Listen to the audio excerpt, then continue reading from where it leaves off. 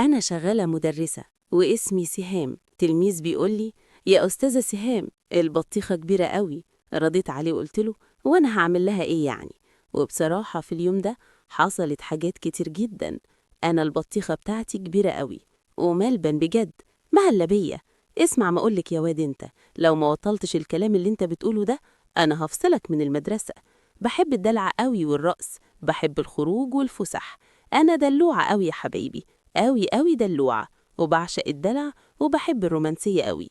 وصدقوني يا جماعة، أنا فعلا من النوع الحريم اللي ناعمة قوي ورقيقة وحنينة قوي، وبعشق الحنية. زيناتي، ادخل يا واد عشان خاطري، ركز بقى، ركز يا واد، انت تعبتني حرام عليك. قال لي: في ايه يا مدام؟ في ايه يا مدام سهام؟ طب بقول لك ايه، انت ليه دايما كده بتبص لي؟ ليه دايما كده مش مركز؟ ليه دايما باجي اسالك سؤال بتجاوبه غلط؟ قال لي: عايزه اقول لك حاجه واعترف لك بحاجه. قلت له: في ايه؟ اتفضل. وشفته حليوه وجميل وكل رجوله. بصراحه الواد عجبني قوي. قلت له: بقول لك ايه يا زيناتي؟ قال لي: يا عيون زيناتي. قلت له: ايه رايك اديلك درس في البيت؟ انا عايشه لوحدي ومطلقه، بس بشرط. قال لي: ايه هو الشرط؟ قلت له: هتجيب لي معاك شويه مش قديمه، ولو في يعني توصيله كده على سمنه بلدي. عايز اشتري برطمان، اعرف ان حاجات الاريام الصعايده حلوه جدا. قال لي: من عيوني. المهم يا حبايبي، بعد كده قلت له: كمل كلامك. قلت له: يعني انا عجباك قوي يا زيناتي؟ قال لي: بالدرجه. ده قال لي: زي العسل، ملبن بجد. قال لي: اول مره في حياتي اشوف مره بالشكل ده. قلت له: مره؟ ما بلاش تقول مره بقى، قول لي يعني استاذه سهام. قال لي: استاذه سهام، والدنيا مشيت والحياه حلوه. قلت له: بقول لك يا زيناتي، بصراحه في الاول كنت هفصلك من المدرسه بسبب نظراتك الغريبه دي والحاجات اللي انت بتعملها. دايما مركز في البطيخه، مش مركز معايا خالص. قال لي: بصراحه انت حلوه وجننتيني قوي. قال لي: اول مره في حياتي احس ان قلبي بيدق. قلت له: نعم يا اخويا، بتقول لي قلبك بيدق؟ يا ترى بيدق بايه بقى؟ قال لي: بصراحه بحبك، بعشقك، انا عشقتك عاشق. بصراحه الوقت كان كلامه زي العسل بجد. يعني ايه الكلام الحلو ده؟ وانا كنت بتقل عليه، بس في نفس الوقت انا من جوايا معجبه قوي قوي بيه. المهم، قلت له: على فكره يا زيناتي، كنت هفصلك من المدرسه بسبب نظراتك الغريبه دي والحاجات اللي انت بتعملها، بس يلا معلش سامحتك. قال لي: ربنا يخليكي وما يحرمنيش ابدا من رؤيتك. قلت له: انت بتبقى سعيد مبسوط يا زيناتي لما بشوفني؟ قال لي: ببقى اسعد انسان في الدنيا كلها. بعد كده يا جماعه اللي حصل ما يتوصفش. صح وفوق معايا القصة الجميلة دي، إن فعلا أحداثها مميزة، من روائع القصص اللي نزلت على قناتنا ملحمة الثقافة على اليوتيوب. وما تنسوش تعملوا اشتراك في قناة ملحمة الثقافة. وعشان خاطر يا حبايبي، إحنا كمان لينا صفحة على الفيسبوك اسمها ساحر المعرفة، ما تنسوش تعملوها. القصة بدأت لما كنت عايشة لوحدي في شقة إيجار. أنا أبويا متوفوا، أنا ماليش أي حد غير ربنا، وطبعا ربنا عندي أحسن من أي حد. مفيش حد في الزمن دوت بينفع حد، كله بيقول يلا يا نفسي.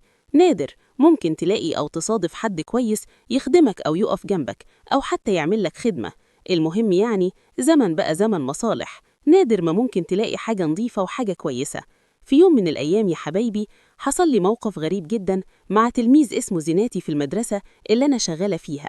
أنا بدرس في المدرسة، بدرس مدرسة لتالتة إعدادي، طبعا أنا مدرسة لغة عربية. وفجأة في واحد من الأساتذة اللي أنا شغالة معاهم وكده جاب لي تلميذ اسمه زيناتي. قلت له: مين ده؟ قال لي: ده زيناتي. قلت له: منين جاي؟ قال لي: جاي من الأرياب في طميمة أو الصعيد، المهم خليه عندك في الفصل. قلت له: ماشي حاضر. دخل في الفصل، عدى يوم، 2، 3، أسبوع، أسبوعين. بعد كده بدأت ألاحظ إن التلميذ ده غريب عن كل التلامذة اللي موجودين عندي. بصراحة كان طويل شوية، يعني كان طول بعرض.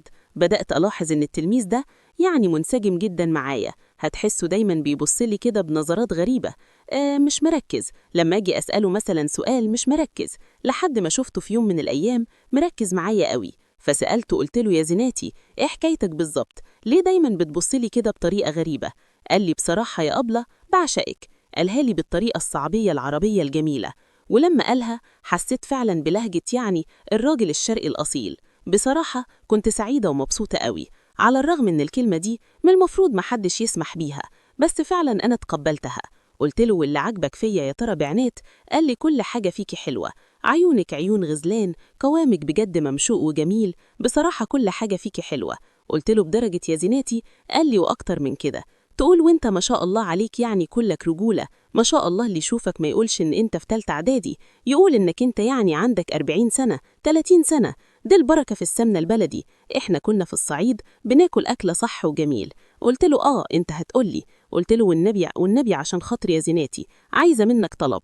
قال لي تطلبني. قلت له لو في شوية مش قديمة تجيبها معاك، ولو في يعني توصيلة كده على سمنة بلدي، عايز اشتري برطمان، أعرف إن حاجات الأريام الصعايدة حلوة جدا. قال لي من عيوني. المهم يا حبايبي بعد كده قلت له كمل كلامك. قلت له يعني أنا عجباك قوي يا زيناتي؟ قال لي بالدرجة. ده قال لي زي العسل، ملبن بجد.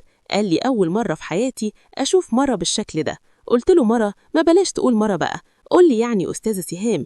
قال لي أستاذة سهام والدنيا مشيت والحياة حلوة.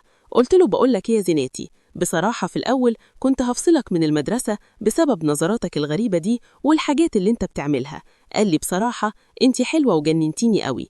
قال لي أول مرة في حياتي أحس إن قلبي بيدق. قلت له نعم يا أخويا، بتقول لي قلبك بيدق، يا ترى بيدق بإيه بقى؟ قال لي بصراحة بحبك بعشقك، أنا عشقتك عاشق. بصراحة الوقت كان كلامه زي العسل بجد، يعني إيه الكلام الحلو ده؟ وأنا كنت بتقل عليه، بس في نفس الوقت أنا من جوايا معجبة قوي قوي بيه. المهم قلت له على فكرة يا زيناتي، كنت هفصلك من المدرسة بسبب نظراتك الغريبة دي والحاجات اللي انت بتعملها، بس يلا معلش سامحتك. قال لي ربنا يخليكي وما يحرمنيش أبدا من رؤيتك. قلت له انت بتبقى سعيد مبسوط يا زيناتي أما بشوفني؟ قال لي ببقى أسعد إنسان في الدنيا كلها.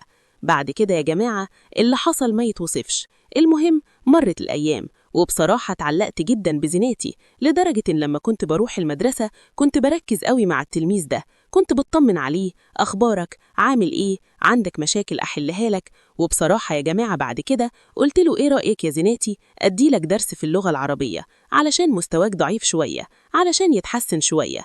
قال لي ماشي مفيش مشكلة. قلت له بشرط. قال لي إيه هو الشرط؟ قلت له عايزة برطمانة مشي قديمة أو سمنة بلدي، أي حاجة حلوة كده على ذوقك. قال لي ماشي كلامك قوي. المهم يا جماعة بصراحة بدل ما أنا أديله الدرس هو اللي اداني درس. بصراحة المسائل كانت على الآخر، وعمري في حياتي ما شفت أحجام بالشكل ده.